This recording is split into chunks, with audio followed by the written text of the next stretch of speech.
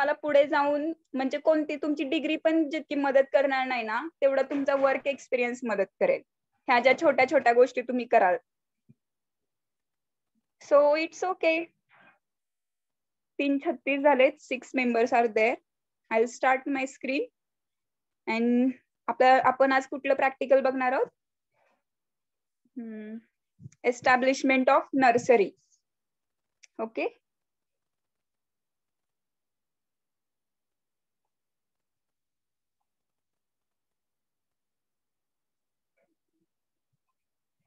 हे जे 5th आणि 6th नंबरची आय थिंक मी घेतली आहे की त्याच्यामध्ये मी तुम्हाला सांगितलंय की कुठले क्रॉप्स करायचे आहेत आणि तुम्हाला त्याचा एक चार्ट पण बनवायला सांगितलंय, हो ना, आणि अपडेट करायला सांगितलंय तो along with the release varieties of different institute.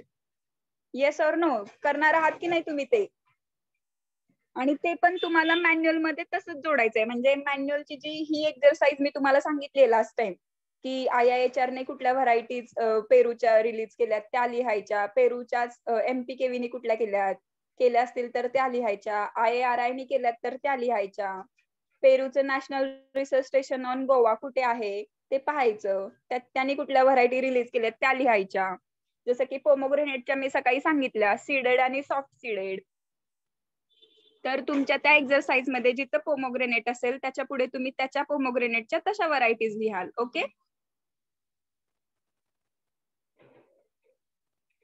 So मी काल एक एक्सरसाइज पाहिली युट्यूबला की how we can make the learning expressive किंवा इम्प्रेसिव्ह आपण कशी करू शकतो. ओके. तर त्या एक्सरसाइज मध्ये काय सांगितलेलं, म्हणजे जर का if you are discussing over a platform, जसं की ऑनलाईन प्लॅटफॉर्म वरती तुम्ही डिस्कस करत आहात, तर फर्स्ट ऑफ ऑल मी तुम्हाला समोरासमोर असेल तर खूप जास्त इफेक्टिव्ह वेने तुम्हाला समजावू शकते सगळ्या गोष्टी. पण जर का मी तुमच्या समोरासमोर नाहीये तर व्हॉट वी कॅन डू, तर we can do is that we just have to go through the return script we have in front of us. आता तुमच्या आणि माझ्या पुढे जी काही रिटर्न स्क्रिप्ट आहे 1 2 3 4 5 6 पेजेसची जी काही रिटर्न स्क्रिप्ट आहे माझ्याकडे. ओके. सो तर त्या स्क्रिप्ट मधून तुम्ही आणि मी स्वतः, आता मी गेलेलेच आहे, मी ऑलरेडी याच्यावरती टीचिंग पण केलंय, सो आय नो दॅट की कुठले कुठले पॉइंट्स त्याच्यामध्ये आहेत. But in 2 minutes you just go through this script. Okay. मी वेट करते तोपर्यंत. ही स्क्रीनवरती जी स्क्रिप्ट आहे त्यातून तुम्ही एक ओव्हरलुक करा 2 मिनिटासाठी सगळ्या लोकांनी. Okay. I am waiting here. मी तुमच्यासाठी नेक्स्ट, फक्त तुम्ही रीड आउट करा की काय काय points we are going to learn today. Okay.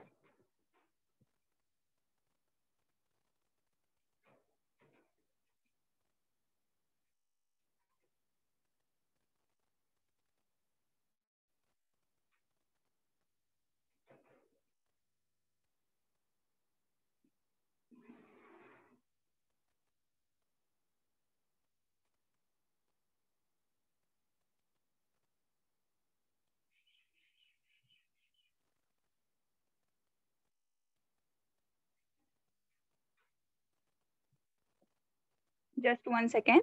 Hold on.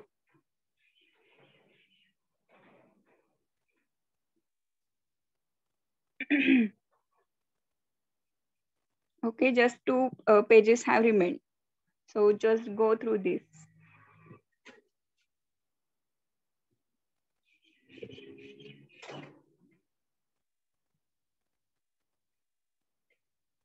Okay. And the last one is this.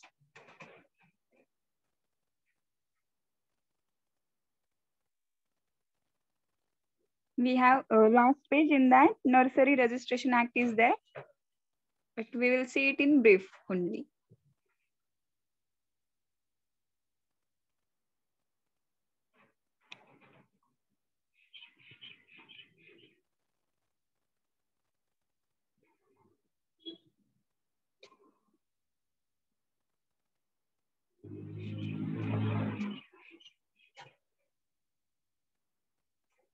Okay, so सगळ्यांनी ओव्हरलुक केलं. आता जे तुम्हाला समजलंय just keep that in your mind. आणि मी आता तुम्हाला जे काही सांगते, so you will get an brief idea की कमर्शियल नर्सरीमध्ये आपण काय काय पॉइंट्स इम्पॉर्टंट आहेत. सो फर्स्ट अपॉन तुम्ही आता हे सगळे पॉइंट पाहिले, तर तुमच्या दृष्टीने कुठले पॉइंट्स इम्पॉर्टंट आहेत? जर का आपल्याला नर्सरी एस्टॅब्लिश करायची आहे, तर which things you have to be in your mind? Yes, one by one you can tell me. Yeah.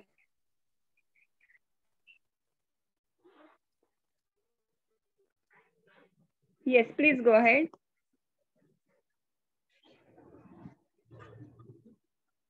Hello.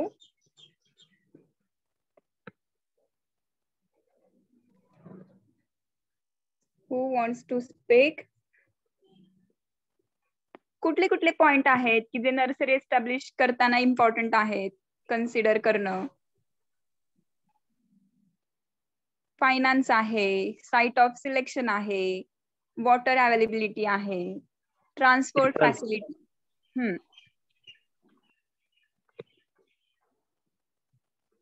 Hello.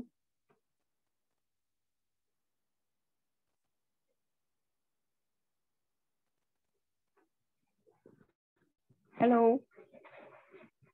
Okay, so ते सगळे पॉइंट आपल्याला वरवरचे की जे आपल्याला प्रॅक्टिकल वाटतात, बट ऍक्च्युली ते पॉइंट्स पण इम्पॉर्टंट आहेत. बट आपण असं असतं ना की ओके, मला आता ऍग्रिकल्चर मध्ये माहितीये की बाबा गहू, कारण आपल्याकडे जे जे शेतात पिकं लावतो आपण ती आपल्याला माहिती असतात, पण त्याच्या पलीकडे पण जाऊन काही पिकांना जास्त NPK लागतं, काही पिकांना त्यातलं फॉस्फरस जास्त लागतं, काही पिकांना त्यातलं N कमी लागतं, पोटॅशियम जास्त लागतं. ओके, सो असं असतं ना की then again it gets differentiated. जसं की आपण आतापर्यंत FRST मध्ये पाहत आलोय की टेम्परेचर, ह्युमिडिटी, रेनफॉल जरी डिफर केला तरी तिथलं क्लायमेटिक कंडिशन आणि त्याच्यामुळे तिथल्या ज्या वनस्पती आहेत वेगवेगळ्या त्या किती व्हॅरिड ग्रो होतात. सो ऍज लाईक दॅट, जसं तुम्हाला ह्या वरवरच्या गोष्टी माहिती झाल्या, त्याच्यानंतर पण बिनिथ इन दॅट म्हणजे त्याच्या पण आतमध्ये खोल जाऊन आणखी खूप साऱ्या गोष्टी असतात की ज्यांचा विचार करणं तितकंच महत्वाचं असतो. Okay, so importance of nursery and its role. तर जे आपल्याला ट्रू टू ट्रू टाईप किंवा जेन्युन ऑथेंटिक सीडलिंग्स किंवा saplings in case of fruit, seedlings in case of vegetables मिळणं काय आहे, तर मोस्ट इम्पॉर्टंट फॅक्टर आहे की तुम्हाला authentic, genuine, true to true type material available असणं गरजेचं आहे.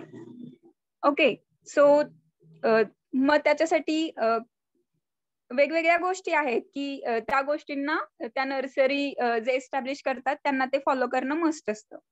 So seedlings and grafts are produced in nursery from which the fruit orchards and ornamental gardens can be established with minimum care, cost आणि maintenance. जर का ते true to true type असतील, त्यांची proper care घेऊन त्यांना ग्रो केलं असेल, तर तुमचा जो पुढचा प्लांटिंगचा जो खर्च आहे तो कमी होणार आहे, कारण ते ऑलरेडी कसे आहेत, स्ट्रेंथन सीडलिंग आहेत म्हणून. Okay, so the nursery planting material are available at the beginning of the planting season, and there is a wide scope for fruit orchard, ornamental, vegetable and landscape garden in public spaces. त्यामुळे ते जे seedling आहेत त्यांना importance आहे. It assures the production of genetically improved quality planting material. It provides employment opportunity, आणि they are an important source of supplying the seedlings. Okay, so this is the importance of nursery. Now, the different components of nursery are first one is layout. Okay, so जे खाली दिलंय ना 1 2 3 number, तर ते तसं describe करतं actually. 1 number is for layout. So the whole picture of layout has been described under 1 number. Okay, so त्याच्यामध्ये काय काय येतं तर ते आपण 1 बाय 1 खाली पाहतच जाऊ. Okay, inputs. सो इनपुट्स मध्ये काय आहे, सी हियर वन सी त्यांनी कसा डिस्क्राईब केलाय. मेन रोड आहे, गेट आहे, nursery road is there, path is there, office is there. मी आहे ना तुम्हाला कर्सरने दाखवत राहीन म्हणजे तुम्हाला समजून जाईल ते. Okay, so this is main road. Then the second number is gate. Third number is नर्सरीचा रोड आहे, जो आपण आतमध्ये इझी वॉकआउट करण्यासाठीचा जो मेन जो पाथ आहे, सॉरी जो रोड आहे तो. 4 नंबर इज दॅट पाथ की जो आपण म्हणजे जे आपले इंटरकल्टिवेशन ऑपरेशन्स आहेत जसे की irrigation, pesticide application, fertilizer application किंवा रेग्युलर स्काउटिंग करण्यासाठीचा जो रोड आहे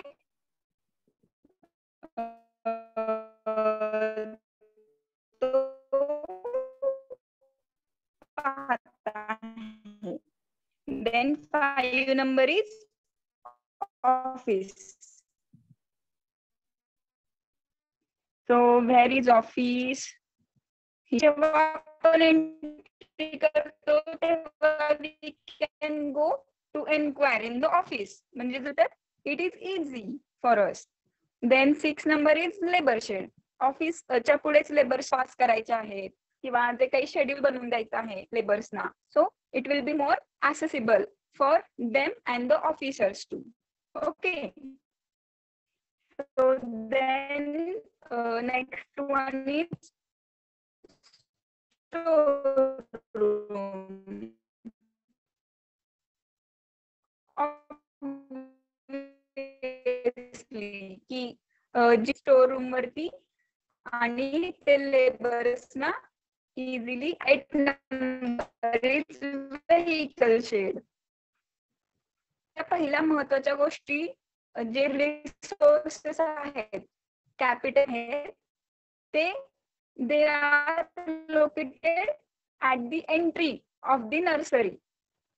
हँडलिंग ऍक्सेसिबिलिटी साठी त्या पहिल्यांदाच त्यांना आपण त्याच्यात सोबत ज्या 2 गोष्टी आहेत 18 नंबर आणि 24 नंबर ते कोण आहे ते आपण आताच पाहू. म्हणजे you will be having a brief idea की ओके ह्या महत्वाच्या गोष्टी आहेत की ज्या एका ठिकाणी असणं गरजेचं आहे. Pipeline along with the vehicle, along with the जे आपलं इम्पॉर्टंट मटेरियल आहे स्टोर रूम.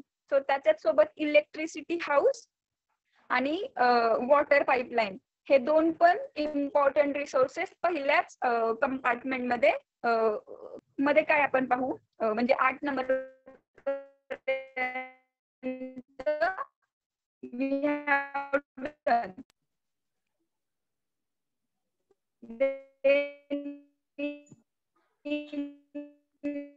साऊंड ब्रेक होते madam.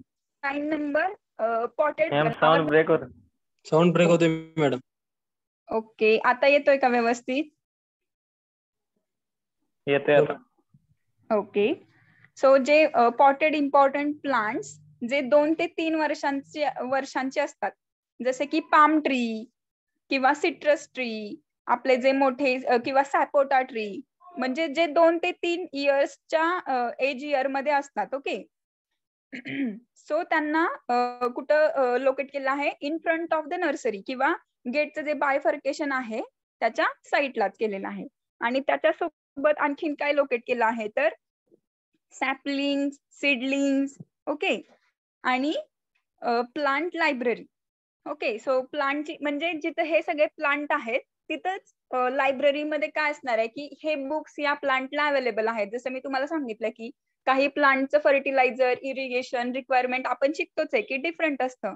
So it is necessary to have a plant library near to the plant sapling near to the potted plant itself. म्हणजे त्याच्या शेजारी जर का ते असेल तर जे कोणी तुमचं नर्सरीला व्हिजिट करायला येतंय तर त्यांना ते कसं होईल, इझिली अवेलेबल होईल. त्यांना तिथेच बुक्स पण मिळतील आणि इझी होऊन जाईल त्यांच्यासाठी पण, की जर का त्यांना दे आर इंटरेस्टेड की बाबा मला हे झाड खूप आवडलं. पण आपल्याला कधी कधी मला कॉल येतात माझ्या फ्रेंड्सचे की मी आता हे नर्सरीतून प्लांट घेऊन आले पण ह्याची माती अशी वेगळी आहे आणि मला आता ते झाड मी घरी आणल्यापासून 4 दिवस झाले, मी पाणी पण घालते पण माझं झाड सुकून जायला लागली. पण जर का त्या नर्सरी वाल्यांनीच त्या पर्टिक्युलर प्लांट वरती एक बुक अवेलेबल करून दिलं त्या प्लांट सोबत, तर ते तिच्यासाठी किती इझी राहील किंवा फिजिबल राहील. ते बुक रीड केल्यानंतर she will get to know की what are the different important points to be noted किंवा त्याचं शेड्युलिंग मला कसं करायचं आहे. म्हणजे थोडं जसं आत्ताचा जो काळ बदलत चाललाय त्याच्यानुसार हे सिस्टमॅटिक करणं किंवा प्रॉपर मॅनेजमेंटनी करणं पण तितकं गरजेचं आहे. ओके, सो प्लांट लायब्ररी तुमच्या जे शोकेस साठी जे प्लांट्स तुम्ही ठेवले आहेत किंवा prepared seedling sapling plant seeds आहेत तर त्याजवळ तुमची प्लांट नर्सरी प्लांट लायब्ररी असणं गरजेचं आहे. Okay, so again in the 12, 13, 14 number मध्ये काय आहे बघा, जो प्रोपागेशनचा चेंबर आहे. प्रोपागेशनचा चेंबर ऍक्च्युली कोणासाठी असतो, जिथं आपण मायक्रो प्रोपागेशन करतो किंवा बडिंग ग्राफ्टिंग या सगळ्या गोष्टींना आपल्याला फॉलो करायचं असतं ना. आंब्यामध्ये किंवा एअर लेअरिंग वगैरे ह्या सगळ्या गोष्टी आपण जेव्हा फ्रुट्स मध्ये किंवा ऑर्नामेंटल मध्ये फॉलो करायच्या असतात त्यावेळी एक प्रोपागेशन चेंबर पण मस्ट आहे, की जो मोस्ट ऑफ द टाइम आपल्याला तिथं काय मेंटेन करायचं असतं तर हायजीन मेंटेन करायचं असतं. ओके, सो त्याच्यात शेजारी शेडनेट हाऊस आहे की जे त्यांनी ग्रीन कलर मध्ये इंडिकेट केलंय. Then again in front of that poly house आहे. ओके, सो ज्या इम्पॉर्टंट गोष्टी तिथे दे कॅन लोकेट ते त्यांनी व्यवस्थित तिथे लोकेट केलं आहे. Then we will see 19, 20, 21 number itself here. So soil dumping, compost area, mother plants. So these are also important factors near to this. म्हणजे जसं की आपल्याला शेडनेट मध्ये पॉली हाऊस मध्ये तिथल्या तिथं आपल्याला we need every time the application of compost. We need every time जी काही माती आहे कधी कधी आपण ती चेंज करत असतो किंवा जे काही आपण ट्रेनिंग प्रूनिंग एखादं इंटर कल्टिवेशन प्रॅक्टिस फॉलो केलंय किंवा आपण विडिंग केलंय तर तिथला जो काही ट्रॅश आहे, तिथला जो काही कचरा आहे, जो अनवॉन्टेड प्लांट मटेरियल आहे ते पण आपल्याला डम्प करायचं असतं. सो ते पण आपल्याला इझिली तिथल्या तिथेच आपण डम्प करू शकू. ह्याच्यासाठी सॉइल डम्पिंग पण 19 नंबरला they have located there itself. Okay, so 22 number पण त्याच्या साईडलाच आहे की जो काय इंडिकेट करतो, फेन्सिंग इंडिकेट करतो. आता फेन्सिंग हे दोन्ही साईडला पण इम्पॉर्टंट आहे. कुठे कुठे या म्हणजे तुमच्या ईस्ट आणि वेस्ट ह्या दोन्ही साईडला फेन्सिंग महत्वाचं आहे, हो की नाही. सो ऍज लाईक दॅट त्यांनी उजव्या हाताला पण 22 नंबरला फेन्सिंग दिलेला आहे. Okay, so in the next 15, 16 आणि 18 मध्ये काय दिलंय ते बघू आपण. ओके, सो सीडलिंग बेड्स आहेत ते जे उभे आपल्याला दिसत आहेत. जसं की वरती आपण पॉटेड प्लांट पाहिले तसं खाली कोण आहे तर सीडलिंग बेड आहेत, नंतर मदर बेड आहेत. ओके, सो आणि अगेन तिथं वॉटर ची पाईपलाईन आहे. म्हणजे वॉटर पाईपलाईन पहिल्यांदा आपल्याला मेन वॉटर पाईपलाईन वरती होती फर्स्ट कंपार्टमेंट मध्ये, तर आता जिथं आपले सीडलिंगचे बेड्स वगैरे आहेत किंवा पॉटेड प्लांट आहेत तिथं पण वॉटरची पाईपलाईन आहे. सो अशा प्रकारे आपण नर्सरीला एस्टॅब्लिश करू शकतो. सो ही डायग्राम किती कॉम्प्रेन्सिव्ह आहे की ज्याच्याद्वारे आपल्याला समजतंय की येस आय एम अंडरस्टँडिंग दिस नाव. म्हणजे तुम्हाला you will be having a brief idea. Okay, so त्याच्यामध्ये कुठले कुठले कंटेनर्स वापरू शकतो किंवा म्हणजे जे डिफरंट इम्पॉर्टंट इनपुट्स आहेत. ओके, सो ते पण इम्पॉर्टंट आहेत exactly. Okay, so nursery media तुम्हाला माहिती आहे का की कोणता नर्सरी मीडिया यूज करतात नर्सरीमध्ये. You may be having idea about coco peat, coco coir. Do you know? Yes. Okay, so other than soil, other medias like cocoa-peat, cocoa coir are also important sources. Okay, are also important medium आहेत की जे ज्याच्यामध्ये आपण seedlings वगैरे grow करू शकतो. Okay, just 1 second.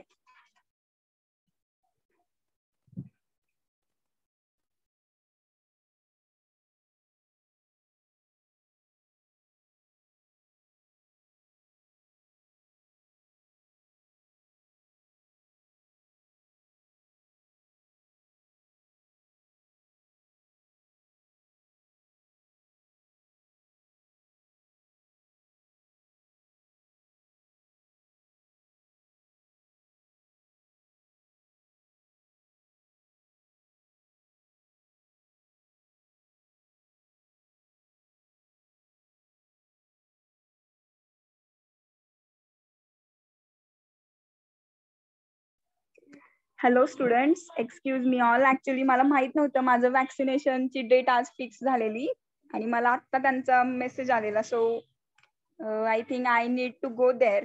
Sorry for that, for inconvenience, but I take your attendance now. Okay, and we will discuss it in म्हणजे आता आपलं थोडंसंच राहिलंय. सो काही थोडंफार गोष्टी राहिल्यात की बेड वगैरे बद्दल. So we will discuss it later. Okay, I think you must have not any problem. And म्हणजे माझी चूक आहे ही की मी तुम्हाला आधी सांगितलं नव्हतं आणि माझ्या लक्षात नव्हतं. ऍक्च्युली मला आधी माहित असतं की आजच जर का म्हणजे माझा नंबर येणार असता तर मी त्यांना आधी सांगितलं असतं की मला प्रॅक्टिकल वगैरे आहे. But I was not aware about that. So okay, we will end it here. Thank you. Anyone has any problem? No ma'am. Okay, thank you. Thank you very much. Manual सोडता का एकदा ग्रुपला? Okay, manual नाही आमच्यापाशी एकदा. मी manual I think share केलाय ग्रुपला. नाही मग मला मिळालंच नाही. ओके, मी आणखी एकदा शेअर करेन. No problem. Okay. Okay, thank you. See you letter.